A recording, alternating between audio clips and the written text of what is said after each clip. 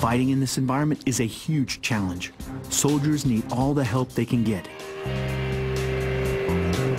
And that includes having weapons that are specifically adapted for fighting in extreme cold. That's crucial for the ultimate winter warrior. The sniper.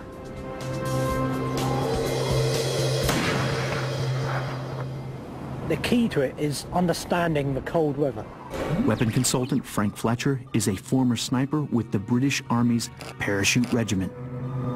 The human body is pretty tough. Even at sub-zero temperatures, you can still operate. It's particularly tough as a sniper because you've got to spend long periods keeping still. But snipers are historically extremely effective in cold environments, and they can actually do a lot of damage. One sniper can change the whole dynamic of the battlefield, particularly in Arctic conditions. But to be effective at their job, they need a reliable sniper system. Accuracy International, based in England, has developed a weapon for the sub-zero sniper. The Arctic Warfare Super Magnum. Already used by Special Operations Command in the United States, the Arctic Warfare Super Magnum is being issued to snipers in the British military.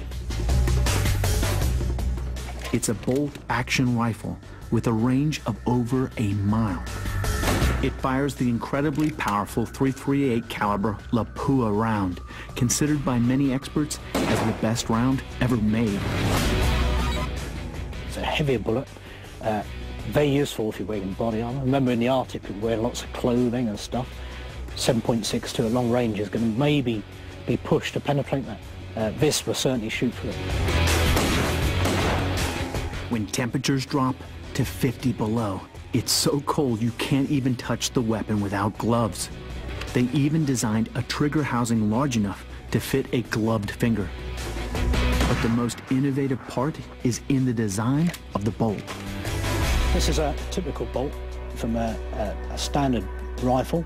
As you can see, it's fairly smooth and it's designed to lock tight inside the rifle. You're going to get a build-up of ice and snow on here, and it's going to freeze. Because they are these flat surfaces, the two pieces are really close to freezing together almost. That's it, and there's no leverage to break the bolt open to manipulate it.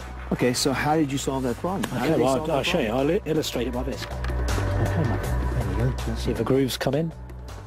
A number of grooves. Okay. And you're saying because of these grooves now, you have enough of an airspace that I can break free that ice just because of those small little grooves. Yeah, and the other thing is if you're using an Arctic lubricant, it's going to sit in the wells of those holes. So again, that's going to act to stop it freezing.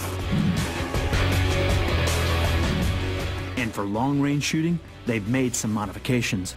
They've added a muzzle brake to limit the flash, reducing the chance that the sniper will be spotted.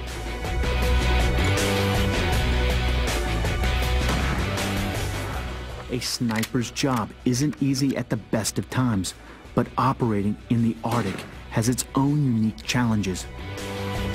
Conventional sniping in the Arctic would take twice as long. So your planning phase to move into an FFP, which is your final fire position where you're going to take your shot, would take twice as long to get in there. Once you're still, you start to get cold. Judging the winds, elevation, temperature, the bullet drop, all that stuff, you're pushing it to the extreme in Arctic temperatures. Very hard taking that shot when you're sitting there shaking, which invariably happens, isn't it? Very hard, isn't it? It's very hard. For winter warfare snipers that need to be able to count on a weapon to drop their target in one shot, the Arctic Warfare Super Magnum is a rifle designed to do that job. Next, over the frozen terrain of Alaska, fighter pilots are tearing up the Arctic sky.